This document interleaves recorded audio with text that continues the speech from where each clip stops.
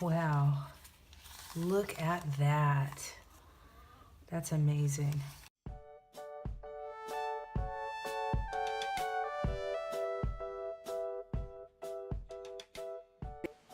Hello, this is Amanda Joy with the Joy Spring, and I am so excited about starting this new video series. I've been away from my creative journal for a couple of years, and I started back up again last week and realized that I want to bring you along with me on this adventure.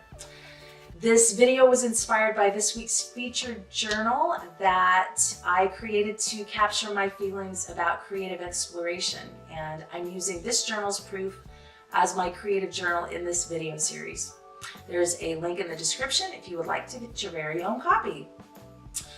So a creative journal is like an art journal for exploring creativity, but it differs in that it is also an intentional tool for self-awareness. I will be using the creative journal as a medium for sharing future dual-handed journal activities while incorporating collage and a whole lot of play. This series will likely be attractive to avid journalers, but my aim is to walk those through this process who are brand new to artistic exploration or creative journaling by using simple methods and simple supplies that don't cost very much and are easy to acquire.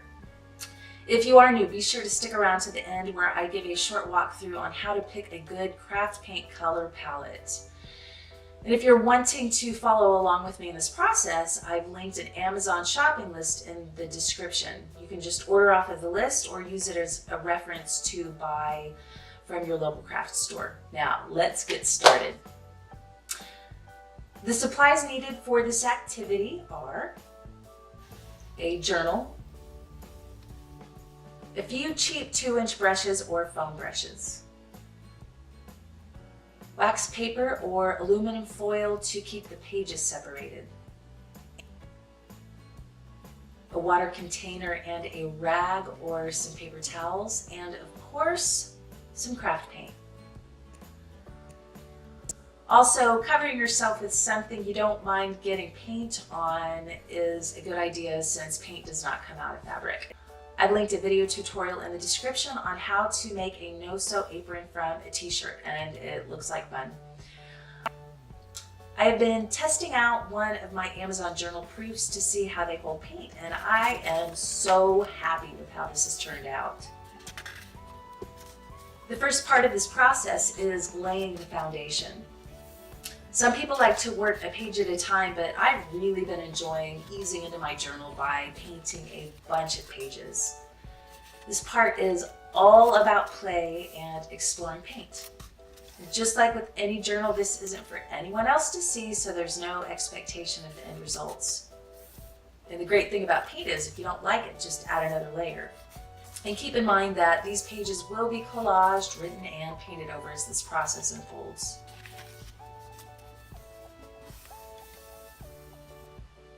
Okay, I am starting with blue and magenta on one page and green and yellow on the other. I'm drizzling a little bit of each color, not focusing too much on any kind of structure.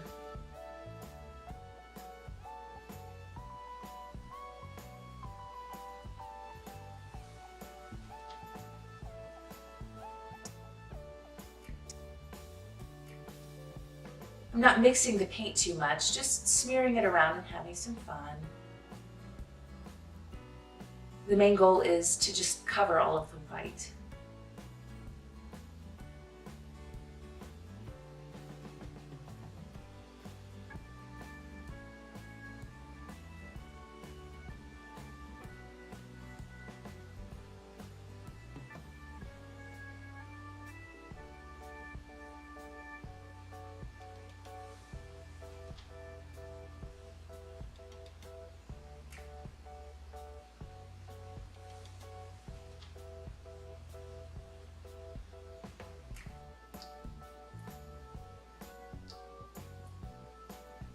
Oh, looks like splattering is a good idea. All right.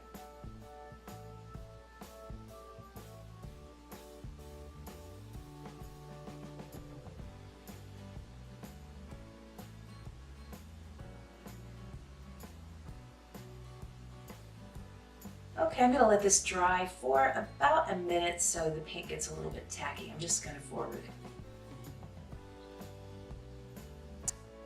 Okay, this next part is where the fun happens.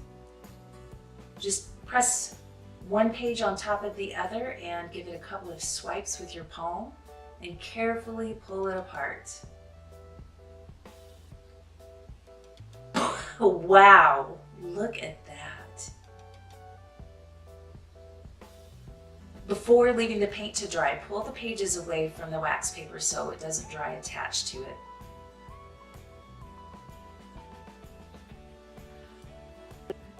My next creative journal video will be a journal and collage activity to give a form to your creative self.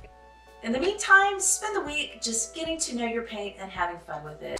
Don't be afraid to splatter paint and finger paint and add layers and just connect with that fun little kid in you that is simply having fun with the process. I have linked a video in the description of a video I made a number of years ago so you can see other people, some of which have never painted before, having fun with the creative journal process.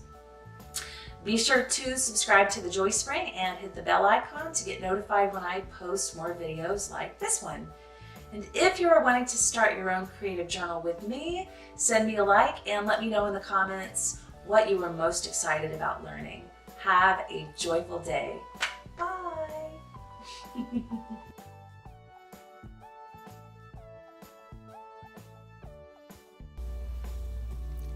Okay, so when selecting a color palette, the easiest choice would be just to start with one color that you really like.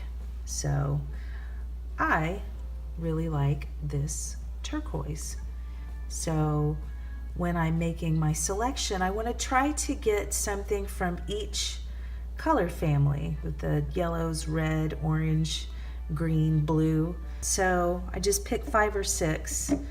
The thing that you will want to look out for is if it says satin or gloss or enamel, you will want to try to not choose those. Those dry slick. You know, pretty much any writing instrument will be difficult to draw on a slick surface. Sharpies will do pretty well. So try to, these are naturally flat paints.